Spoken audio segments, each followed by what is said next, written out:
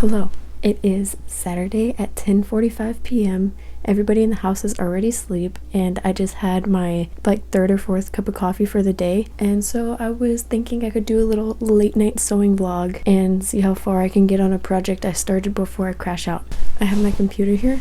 I'm researching how to do a French seam on a sleeve because I've been big into French seams because I don't have a serger. I'm making another GANNI dupe shirt, which I've been obsessed with since it's just like a peplum easy top. That's all I've been making. And the other shirts that I've been making, everything is French seamed besides the sleeve, so that's something I need to research. I was trying to figure it out myself, but I ended up just staring at my project for 5 minutes and I couldn't comprehend which way I needed to turn it and sew it and then flip it again and sew it. I was like, I could figure this out. I couldn't. So thank God we have YouTube, so that's what we're gonna research.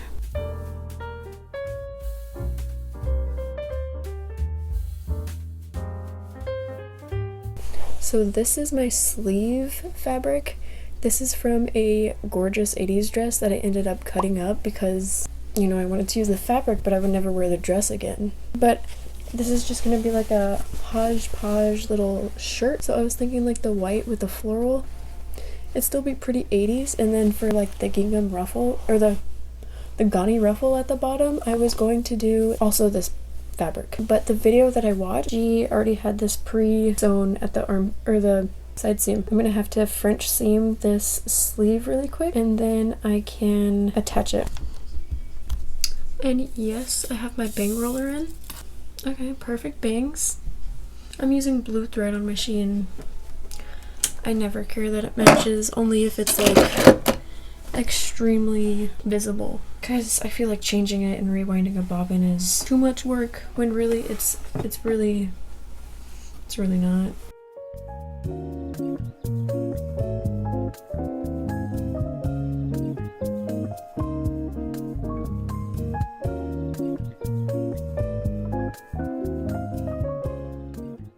Okay, so my phone's about to die, so it's charging.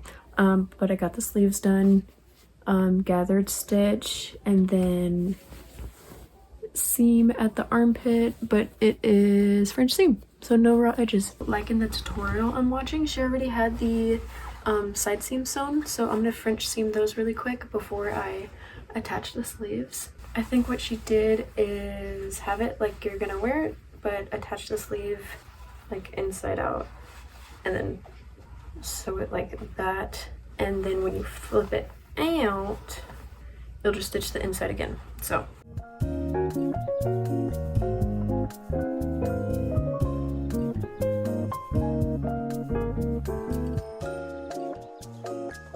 okay, here's what we're working with. The white part is already sewn, everything's done. I did the French seam on the sides, and then the shoulder French seam was already done. So sleeve is inside out now.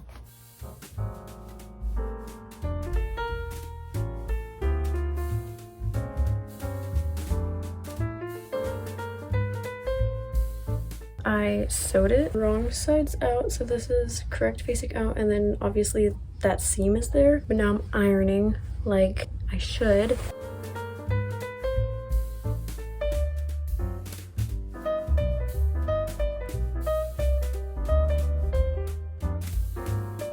Okay, so this is fresh off the machine, basting stitch gone, right side out. Gorgeous. Oh my god, no raw seams. This is the first top I've had to be like this. That's so 80s. Are you kidding me? That's such a vibe. That is such a spring moment, even though it's already freaking summer.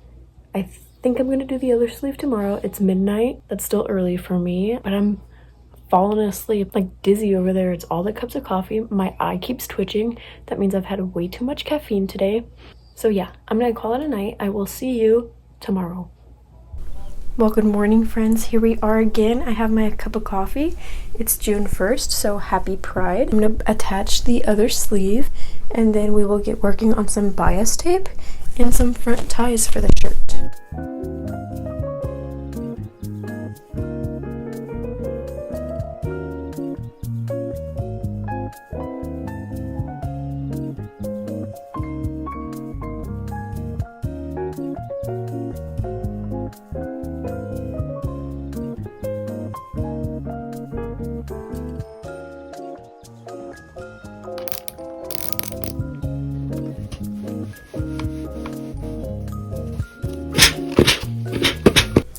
gosh, okay.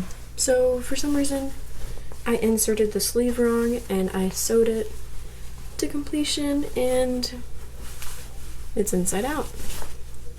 And I didn't realize until I finished the seam. Now we seam rip and then I do the exact same thing you just saw, but correctly, so.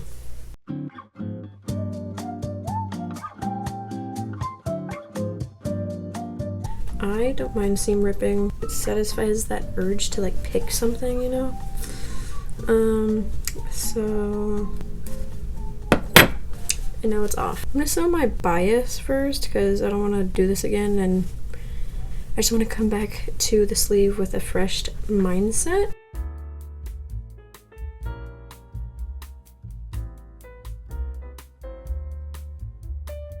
The murmur of the cottonwood trees send me off forever, but don't fence me and just turn me loose. The fundamental idea is the same in every case. If you have water that's under pressure and you poke a hole.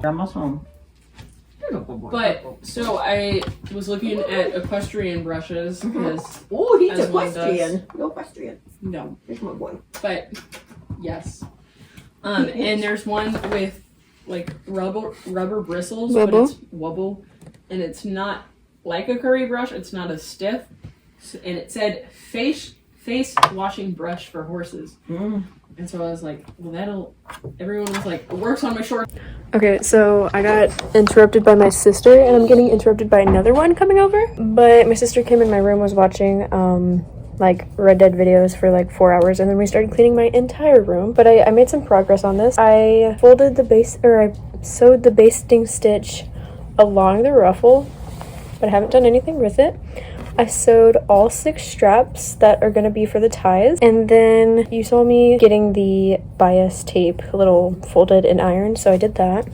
And then I completed correctly both sleeves of the top. Just have to do the bias around and then the trim, and I also have to look up French seam on a ruffle because I don't know how I'm going to finish those seams. I'm going to look it up before I actually do it, but that will be later tonight.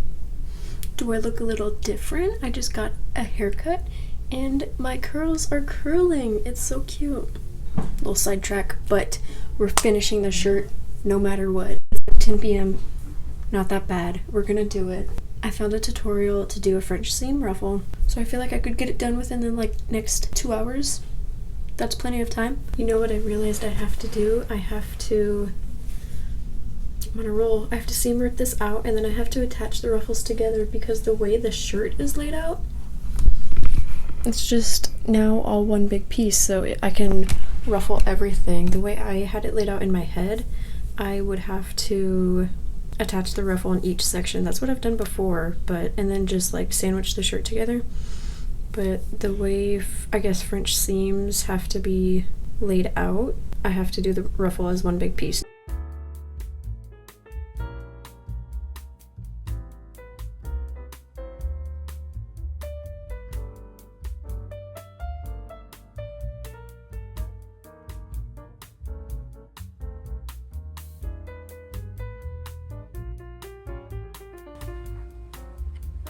Ow. The ruffle's been attached. I'll do a quick try on. It's not going to fit as great because I am wearing a shirt.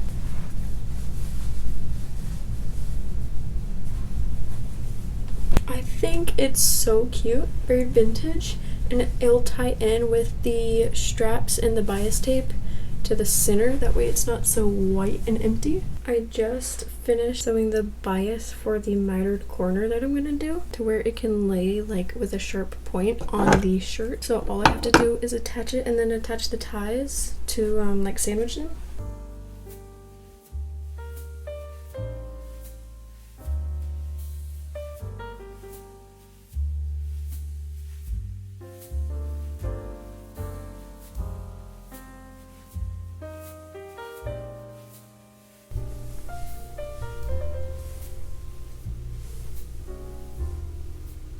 So I finished the shirt. It's 12:18, so just past midnight. So I was right when I said about 2 hours. What I had in mind was for this to be on the outside instead of my thread. like to tie in with the sleeves a little bit more to have the fabric line the neckline and then go down just the way I had pinned it, and I had already sewed like the mitered corners. Instead of doing like a double folded bias tape, it was just like a single one. I didn't really think that through, but it's still cute. I did use a red thread. It's a little bit wonky in some places, but a little bit straight in others. So I love the fabric. I just really wish I would have thought out the bias a little bit more, and I tried to do it to where I was folding it in half to where it showed a little bit, but it just, around these corners, it just wasn't gonna lay right. I do want to retry it. I think instead of sewing it on the front first, you sew it on the back. That way this trim, when I flip it and sew it, it'll pop out to the front. But yeah, there's a lot that I learned with all the French seams and everything. There was something that was bound to go wrong, and it was just the end and the outcome. But I'm a little bummed, but that just is the nature of sewing and learning as a beginner. I'm excited to try another shirt. I like the GANNI fit. GANNI shirts are more like looser, and I like them to where they're very like not a lot of extra fabric. But yeah, that's the top. Thanks for following along. If you like vlog style sewing videos, feel free to subscribe. Hope to see you next time. Bye.